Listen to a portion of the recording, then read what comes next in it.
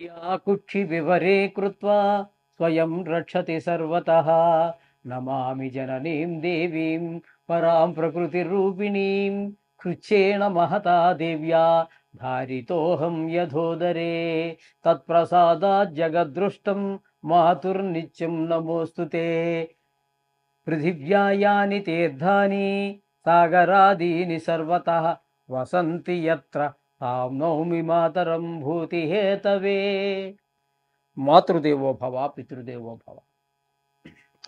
ఇప్పుడు మనము మే నెల 2026 సంవత్సరంలో గోచార ఫలితాలు ఏ విధంగా ఉంటాయో ద్వాదశ రాశుల వారికి తెలుసుకునే ప్రయత్నం చేద్దాము.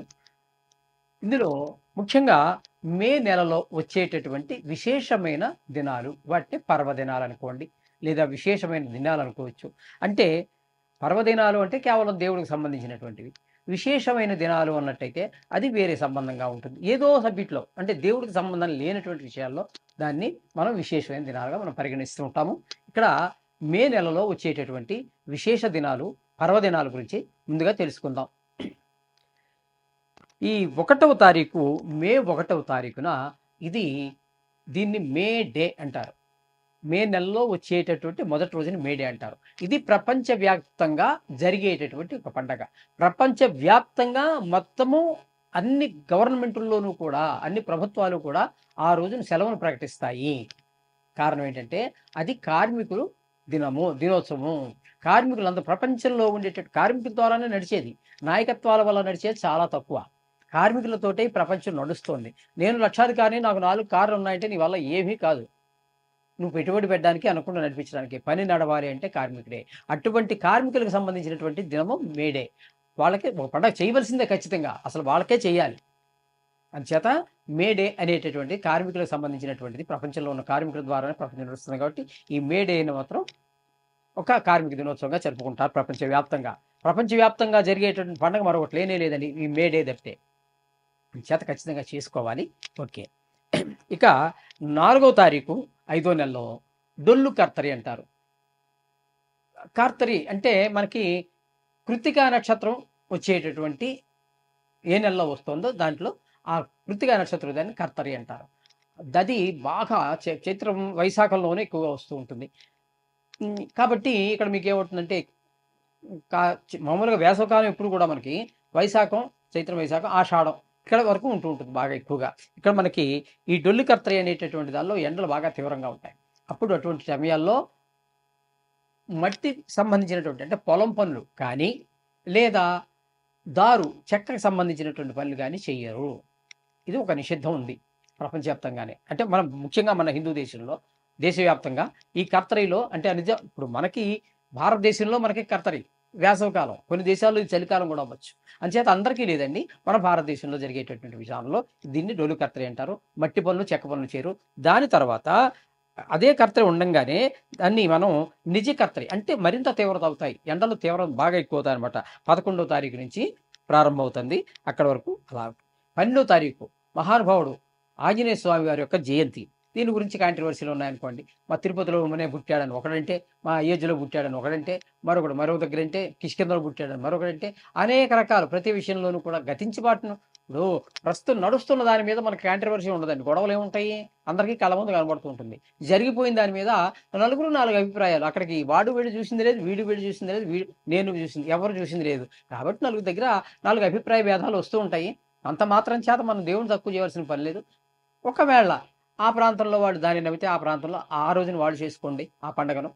ఈ ప్రాంతం వాళ్ళు ఈ రోజున చేసుకుంటారు. ఈ విధంగా ఉంటుంది. ఇకపోతే 14వ తారీఖున ఇంచుమించుగా 14, 15 తారీఖుల్లోనే ఇప్పుడు కూడా రవి సంక్రమణం జరుగుతూ ఉంటుంది. ఒక రాశి నుంచి మరొక రాశిలోకి జరుగుతూ ఉంటుంది. ఈ విధంగా 14వ తారీఖున మనకి వృషభ రాశిలో ప్రవేశిస్తూ ఉన్నారు సూర్యభగవానుడు. ఇక ప్రతి నెలలోనూ కూడా వచ్చేటటువంటి మాస శివరాత్రి. ఆ మాస శివరాత్రి 18వ తారీఖు చాలా పరమ పుణ్యమైనటువంటి, పవిత్రమైనటువంటిది. ఆ రోజున కనుక అభిషేకం చేసుకున్నట్టయితే ఈశ్వరుడికి చాలా విశేషమైన ఫలితం లభిస్తుందని పెద్దలు చెప్పారు. అలాగే 25వ తారీఖు కృత్తికా నక్షత్రం వెళ్ళిపోయిన తర్వాత వచ్చేటటువంటి నక్షత్రం రోహిణి నక్షత్రం. ఈ రోహిణి నక్షత్రం కృత్తిక కంటే కూడా భయంకరమైనటువంటి ఎండలు ఉంటాయి. రోహిణి కాతులో రోలు అంటే తెలుసు కదంటే రాతితో చేస్తారు. అటువంటి రాళ్ళతో చేసినటువంటి రోళ్ళు కూడా పగిలిపోతాయి అని అంటే అంత తీవ్రంగా ఉంటుందని చెప్పడం కోసం రోహిణి కాతులో రోళ్ళు కూడా పగిలిపోతాయని ఒక పెద్ద ఒక సామెతగా ఉంది. రోళ్ళే పగిలిపోతే మనం ఉంటామండి. భరించడం చాలా కష్టము అనే ఉద్దేశంలో ఆ మాట అన్నారు అది. ఇకపోతే 17వ తారీఖు నుంచి ఈ నెలలో వచ్చేట విశేషం ఏంటంటే, ఈ మే నెలలో అధిక జ్యేష్ఠ మాసం వస్తోంది. 4 సంవత్సరాలకు ఒకసారి మనకి తెలుగు అదే మొత్తం భారతదేశంలో అధిక మాసం ఒకటి వస్తూ ఉంటుంది. వచ్చేటటువంటి కొద్దిపాటి చిన్ని బిట్లన్నీ మిగిలిపోయినవన్నిటిని కలిపి వీటిని లెక్క సరిచేయడం కోసం అని చెప్పేసి 4 సంవత్సరాలకు ఒకసారి మనకి అధిక మాసం అని ఒకటి వస్తూ ఉంటుంది. అధిక మాసంతో లెక్కంతా కరెక్ట్‌గా సరిపోతుంది. ఇంకా ఏ ఇంగ్లీష్ క్యాలెండర్ కాదు, మరి ఏ క్యాలెండర్ అన్నా తీసుకోండి ప్రపంచంలో. ఇలాంటిగా విశేషంగా ఒక అధిక మాసం వచ్చి మొత్తం 365 రోజుల్ని సరిపెట్టేటటువంటి పద్ధతి వేరే ఏ మతంలో గాని, ఏ మతం యొక్క పంచాంగాల్లో కానీ లేదు. ఇది హిందువుల యొక్క గొప్పతనం. ఇది మన హిందూ క్యాలెండర్ యొక్క గొప్పతనం. కాబట్టి అధిక మాసంలో వచ్చేటటువంటి విశేషం ఏంటంటే, లెక్క సరిపోతుంది కానీ, అప్పుడు కొంత గ్రహాల యొక్క శక్తి తగ్గిన కారణంగా శుభ కార్యాలు ఏవి నిర్వర్తించరు. అంటే గృహప్రవేశాలు గాని, గృహ శంకుస్థాపనలు గాని, గుడి ప్రతిష్ఠ గాని, పెళ్ళిళ్ళు గాని, వివాహాదులు గాని ఇట్లాంటివి ఏవి జరగవు. అది గమనించుకోవాలి. ఇది ఈ నెలలో వచ్చేటటువంటి విశేషమైనటువంటి పర్వదినాలు అనండి, లేదా విశేషమైన దినాలు. కన్యా రాశి వారికి మే నెల 2026 సంవత్సరంలో మాస ఫలితాలు ఏ విధంగా ఉంటాయో సశాస్త్రీయమైన పద్ధతిలో తెలుసుకునే ప్రయత్నం చేద్దాము.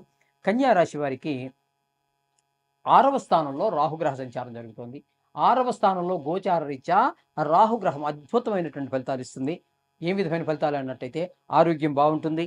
మనం ఎవరికైనా డబ్బులు ఇవ్వాల్సి ఉంది, రుణపడి ఉన్నాము. రుణపడి అంటే రుణం తీసుకున్నాం, వాడి దగ్గర ఇచ్చేయగలుగుతాం. ఒకవేళ మనం అప్పు కోసం ప్రయత్నం చేస్తున్నాం, ఇది ఇల్లు కొనడానికో, పిల్లవాడి చదువు గురించో, లేకపోతే వాహనం కొనుక్కోవడానికో, ఇల్లు కొనుక్కోవడానికో, ఏదో మంచి పని కోసం మీరు అప్పు కోసం ప్రయత్నం చేస్తున్నది, అది ప్రభుత్వ రంగ సంస్థ కావచ్చు, ప్రైవేట్ కావచ్చు. మీరు చేసేటటువంటి ప్రయత్నం, ఆ రుణం కోసం చేసే ప్రయత్నం సఫలీకృతం అవుతుంది. డబ్బులు మీకు అందుతాయి. మీరు ఏ మంచి పని కోసం తీసుకున్నారో ఆ పని కూడా పూర్తవుతుంది. ఆ విధమైన ఫలితాలన్నీ 6వ స్థానంలో ఉన్నటువంటి రాహు ఇస్తాడు. ఇకపోతే 7వ స్థానంలో శని, కుజులు ఉన్నారు.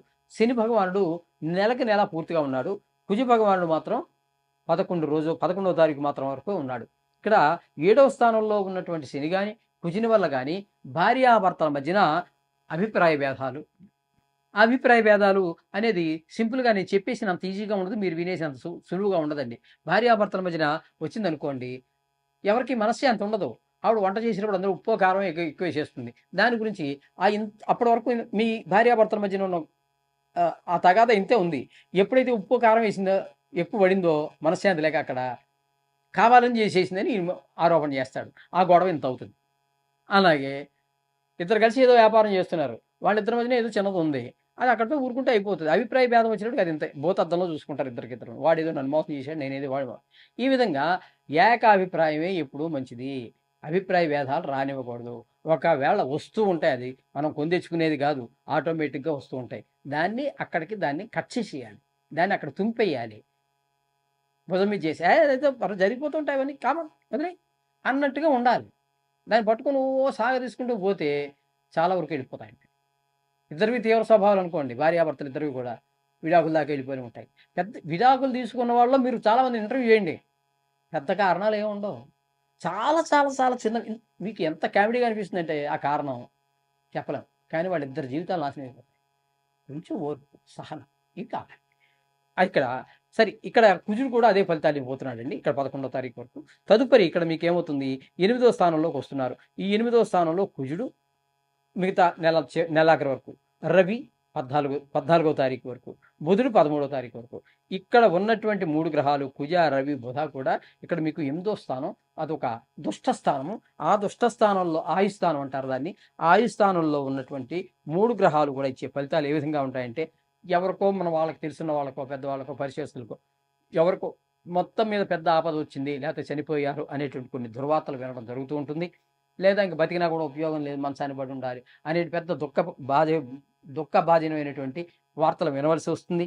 హఠాత్తుగా ధన నష్టం జరిగే అవకాశం ఉంటుంది. కొన్ని సందర్భాల్లో కలహాలు వచ్చే అవకాశం ఉంటుంది చిన్నదానికే.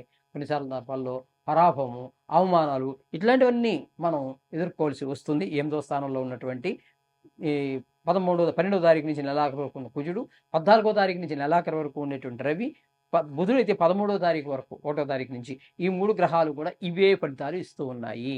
అలాగే అక్కడ నుంచి రవి 8 నుంచి 9లోకి వచ్చి నెలాఖరు వరకు ఉంటారు. ఆ 9వ స్థానంలో ఆయన మంచి ఫలితాలు ఇవ్వజాలడు. అలాగే శుక్రుడు బుధుడు గురించి చెప్పుకుందాం. 14వ తారీఖు నుంచి నెలాఖరు వరకు ఉంటారు. ఆ బుధుడు కూడా ఇక్కడ మనకి 9వ స్థానంలో శుభ ఫలితములను ఇవ్వజాలరు. ఇక్కడ బుధుడు 8వ స్థానంలో ఒక 13వ తారీఖు వరకు ఉంటాడని చెప్పుకున్నాం కదండీ! అక్కడ చిన్న పొరపాటు జరిగింది. 8వ స్థానంలో బుధుడు గోచార రీత్యా యోగాన్నే ఇస్తాడు.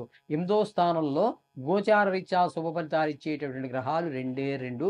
ఒకటి శుక్రుడు, ఒకటి బుధుడు. కాబట్టి ఈ బుధుడు 8వ స్థానంలో 13వ తారీఖు వరకు శుభ ఫలితాలు ఇస్తాడు. తదుపరే అక్కడ 14వ తారీఖు నుంచి నెలాఖరు వరకు ఉన్నాడు. అక్కడ మాత్రం ఇబ్బందికరమైనటువంటి పరిస్థితి లేవు. 9వ స్థానం కాబట్టి తండ్రి గారి ఆరోగ్య విషయంలోను ఇటువంటి విషయాల్లో కొంచెం ఇబ్బంది పెడతాడు. ఇక శుక్రుని యొక్క గమనం తీసుకున్నట్టయితే శుక్రుడు 14వ తారీఖు వరకు మీకు 9వ స్థానంలోను, తదుపరి 10వ స్థానంలోనూ ఉంటారు. కాబట్టి శుక్రుడు పూర్తి శుభుడే వీరికి.